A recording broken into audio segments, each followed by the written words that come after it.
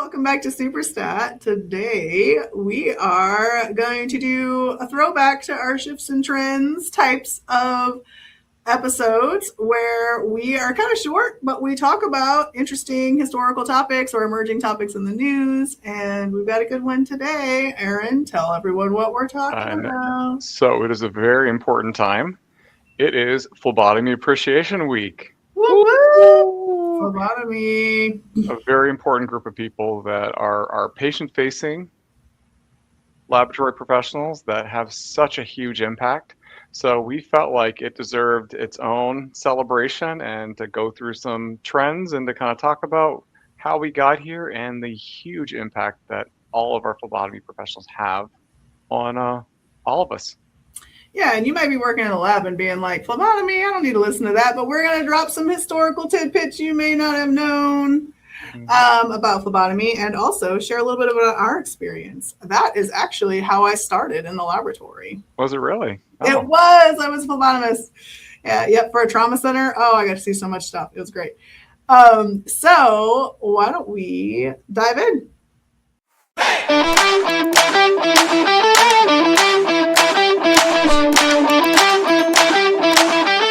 Kind of a little background on her first experience with phlebotomy. My first exposure was actually in med tech school, or medical laboratory science school, where we actually had to perform phlebotomy, where we actually learned on phlebotomy. And I had amazing hospital phlebotomists that were teaching me, and they're like, if you can't get my veins, then you're not sticking a patient.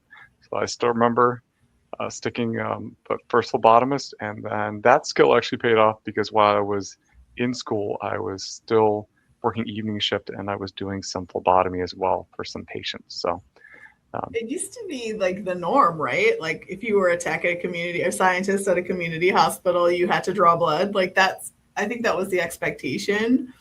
But they usually gave you like the easy units, like a OB, where everybody has like huge veins, like labor and delivery.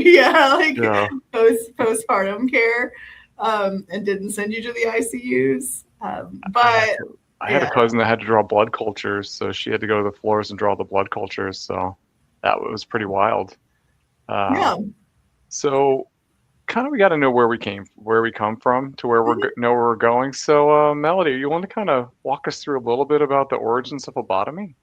Yeah, it's a Greek term, right? So I'm not going to try to pronounce Greek terms, even though it's the Olympics and there's probably somebody that is probably really good at it out there, but I'm not. No. So it means like to make an incision or to cut from a vein, right? So it's the practice of drawing blood from a vein for diagnostic or therapeutic purposes. It's actually this like ancient widespread bloodletting tradition that was around for like 3,000 years. I was about to ask you. Yeah, 3,000 years ago. I need a good voice, like years ago, or something. Yeah. Ancient times. From BC to AD to melody.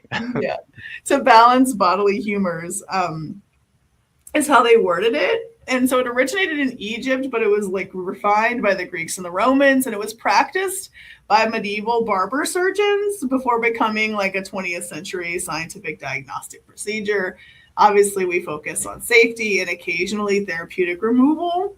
So, I mean, we're talking like old school with Egypt and Greece and Rome, and then the Middle Ages, right? Those barber surgeons. And so, but like, in the 17th and 18th century is when they say bloodletting reached peak popularity. And that was in like Europe. And they thought it would cure like pneumonia and plague and fever. Like Marie Antoinette had it when she was giving birth. George Washington actually died because he lost 5 to 7 pints of blood in 16 hours trying to treat a throat infection.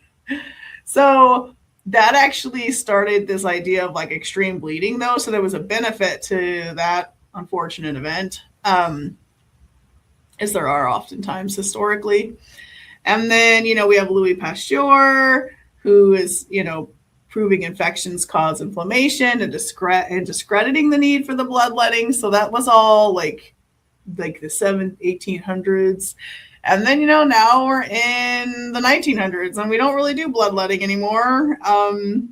But we do have phlebotomists who are specialized professionals. And sometimes, like depending on where you are, you can get certification, but you definitely have to get training no matter what.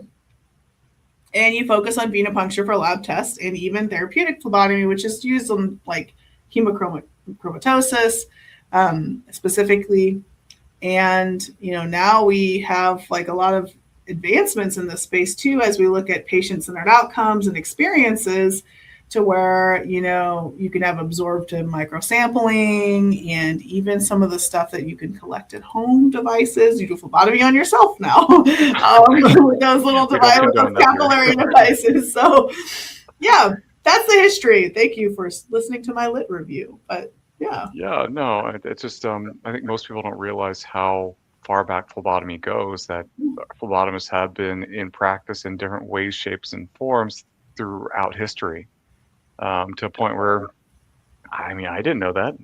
I knew how important they were, but I didn't realize how far back and how much a historical impact phlebotomists have actually had literally through time.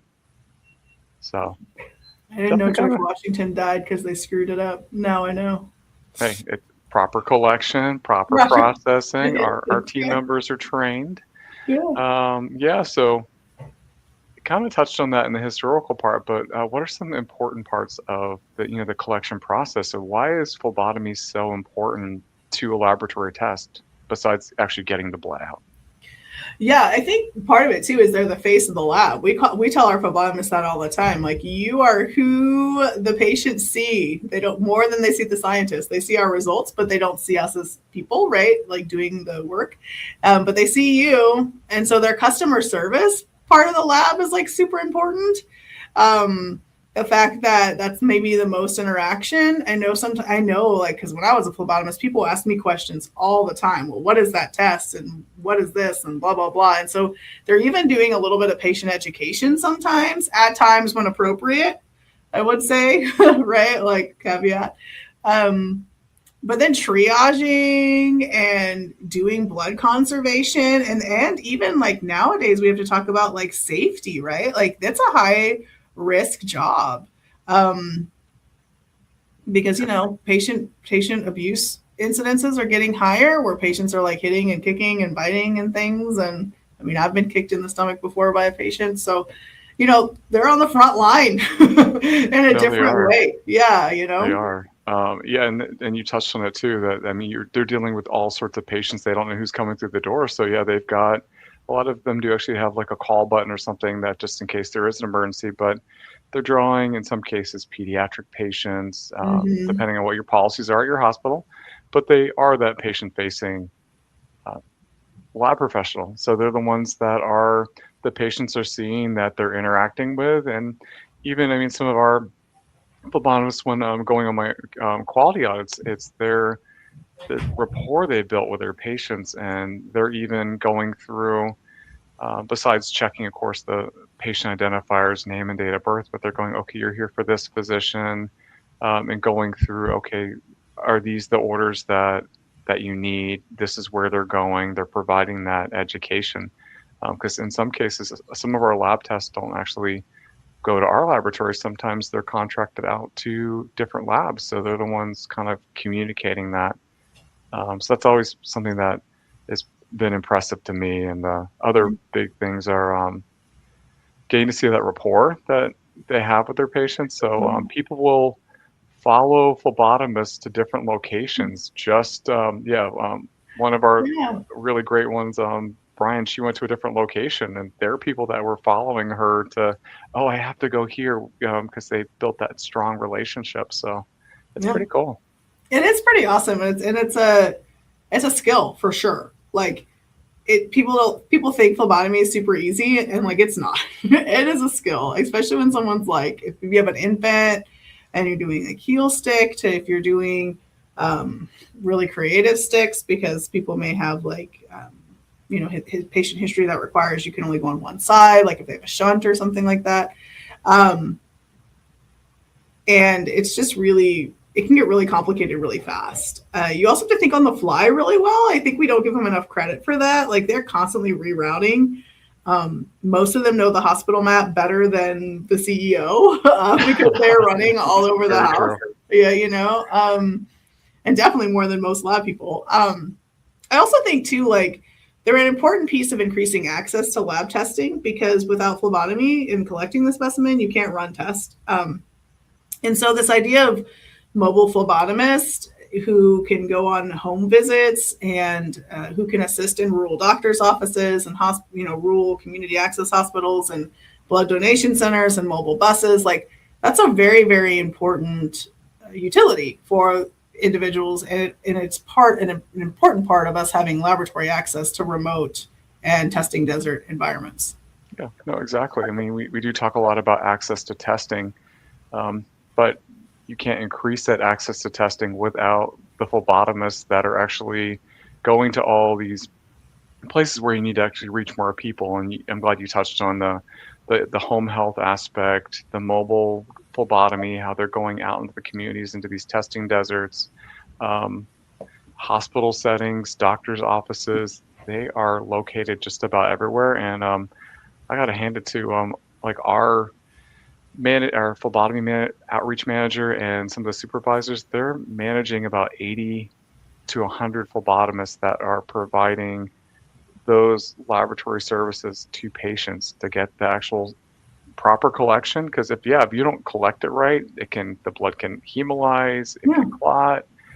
It's all these steps and if it's not the right tube, then we can't accept it. So they are, when we're talking about providing lab testing access, without them, they're the ones kind of going even further in. So for me, I like to talk about the power of point of care testing, that we can reach more people that way. But for our moderate complex tests that can't be point of care, the phlebotomists are the ones that are in there.